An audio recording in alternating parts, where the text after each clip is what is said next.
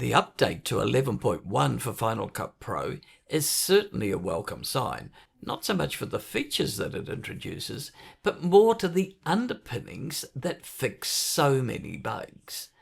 The encouraging indication to me is Apple is still treating Final Cut Pro seriously, to allocate so many resources to ensuring Final Cut Pro stays robust and up to date. But before you update, make sure you compress and save the previous or the current version of Final Cut and then upgrade so that you can go back to the old version should there be a problem with projects in the new version. Check out this video before you do anything else. Apple has fixed over 13 reported bugs, as well as stabilizing the app. And for those interested in the bug fix themselves, I've added them to the description below. These are the headline features in my order of personal priority. Adjustment layers are now built into Final Cut Pro, but not just everyday adjustment layers. In the typical Apple way, they've made them better than just the plain layers that have been provided free by many developers up to now. Just to remind you, an adjustment layer sits as a connected clip over the top of the magnetic timeline clips, so that all clips that the adjustment layer covers are changed when effects are added to the adjustment layer. Here's an example with the Apple adjustment layer added from the Edit menu. I put them over these clips and added a black and white plugin to the layer.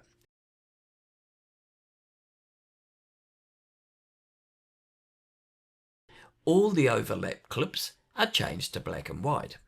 However, a plain adjustment layer that we've had up till now doesn't allow you to add transitions in the way that the Apple layer does. This may not sound a big deal, but if you consider with an adjustment layer up till now, the effect has come in instantly that the adjustment layer has come into line. Now you can add dissolve transitions that affect the clips below so that the adjustment layer's effects fade into the clip below.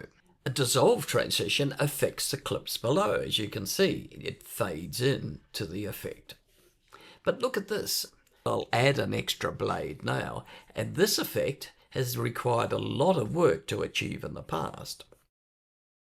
By blading the clip and adding a plain wipe, the dissolve from black and white in the right clip is now a color change as a wipe.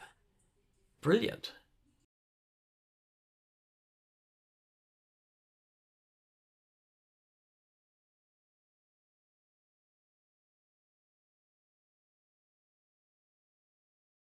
The next feature will be the most used, I'm sure, and that's been missing from Final Cut Pro up till now. It's movable markers. Simply add a marker to the timeline and move it to a new location. It's as simple as that. But typical of Apple, they've had to go one better. Grab the marker and drag it out of the timeline to delete it. That's so easy. The next is really important to anyone using Multicam, and for me, this is a biggie. The new feature fixes a problem with stabilizing Multicam clips. To explain, up till now, stabilizing a portion of a Multicam clip involved a series of match frames of the clip with the edit and the timeline and the Multicam. And that's too complicated to go through here. For most people, they just didn't use Stabilize in the Multicam. This new feature in 11.1 resolves this. Well, at least it makes it easier. In a Multicam sequence, select the angle you want to stabilize and press Shift F to show the in-out selection of the Multicam clip in the browser. And you could do that before the upgrade, but now with that Multicam clip still selected in the browser, press Shift F again and you'll see the in-out of the original clip in the browser that can now be dragged as a connected clip above the Multicam in the timeline. Now all you have to do is stabilize that connected clip. The next feature is Image Playground. The Image Playground app is a preview of things to come from Apple. I imagine it shows that more AI will be added to Final Cut Pro in the future.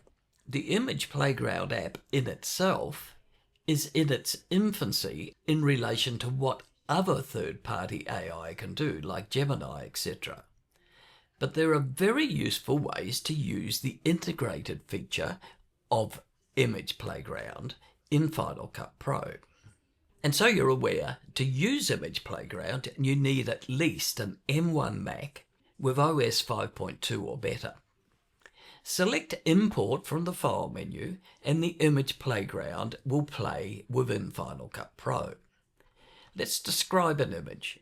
A red F-type Jaguar car on a beach. When you press Done, it's put into the browser. But as of this point, I see these as a bit clunky.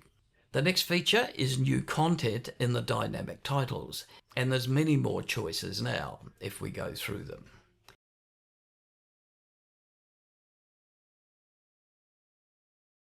Next is the Magic Mask improvements. The Magic Mask is faster, better, easier to use and more accurate. And this is something you'll be best to try for yourself with your own footage. If you're a user of Magnetic Mask, I'm sure you'll be impressed about how much faster it is than before. And you'll also see that the Magnetic Mask will be more accurate in selecting and deselecting than it was before. And finally, the new audio feature called Quantec Room Simulator, QRS, will appeal to those who need to increase the reality of room audio reverb. The effect is in the Spaces category under the audio effects. And to know more about its history, click on the logo after opening the UI in the inspector. You may use some, but probably not all of these features, but as I said at the beginning of this video, it all bodes well for Final Cut Pro being well supported by Apple in the future. Thanks for watching.